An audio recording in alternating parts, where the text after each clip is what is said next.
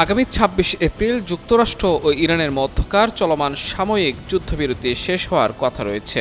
এ পরিস্থিতিতে পাকিস্তানের দ্বিতীয় দফায় যুদ্ধবিরতির বৈঠক হওয়ার কথা থাকলেও সেই বৈঠক নিয়ে এখনও অনিশ্চয়তা কাটেনি।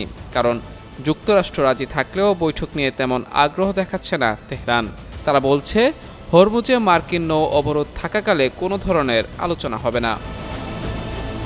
মুখোমুখি এ পরিস্থিতির মধ্যে এবার ইরানে পারমাণবিক হামলা হবে কিনা তা নিয়ে মুখ খুলেছেন মার্কিন প্রেসিডেন্ট ডোনাল্ড ট্রাম্প। স্থানীয় সময় বৃহস্পতিবার হোয়াইট হাউসে সাংবাদিকদের সঙ্গে কথা বলছিলেন মার্কিন প্রেসিডেন্ট।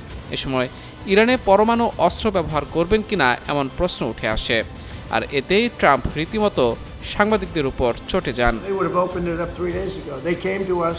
ট্রাম্প জানান, তিনি ইরান যুদ্ধকে পারমাণবিক সংঘাতে পরিণত করতে চান না। তার দাবি, প্রচলিত যুদ্ধেই ইরানকে ইতোমধ্যে সম্পূর্ণভাবে দুর্বল করে দেয়া হয়েছে। ট্রাম্প বলেন, আমি কেন পারমাণবিক অস্ত্র ব্যবহার করব? আমরা তা ছাড়াই তাদের ধ্বংস করে দিয়েছি। না, আমি এটা ব্যবহার করব না। পারমাণবিক অস্ত্র কারোরই ব্যবহার করা উচিত নয়। পরে নিজের সোশ্যাল প্ল্যাটফর্ম ট্রুথ সোশ্যালে ট্রাম্প এক পোস্টে আবার হুমকি দেন। বলেন, আমার হাতে দুনিয়ার সময় আছে, কিন্তু ইরানের নেই। তাদের জন্য সময় দ্রুত ফুরিয়ে যাচ্ছে। পোস্টে তিনি আরও দাবি করেন, ইরানের সামরিক শক্তি ধ্বংস হয়ে গেছে, নেতৃত্ব দুর্বল এবং অবরোধ শক্তভাবে কার্যকর রয়েছে এবং পরিস্থিতি আরও খারাপের দিকে যেতে পারে।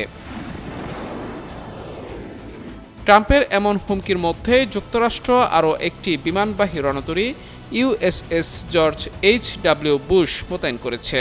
এর ফলে ওই অঞ্চলে যুক্তরাষ্ট্রের বড় যুদ্ধজাহাজের সংখ্যা বেড়ে ৩টিতে দাঁড়িয়েছে। মার্কিন সামরিক বাহিনীর সেন্ট্রাল কমান্ড জানিয়েছে, একটি রণতরী লোহিত সাগরে মোতায়েন রয়েছে এবং আরেকটি একই অঞ্চলে অবস্থান করছে।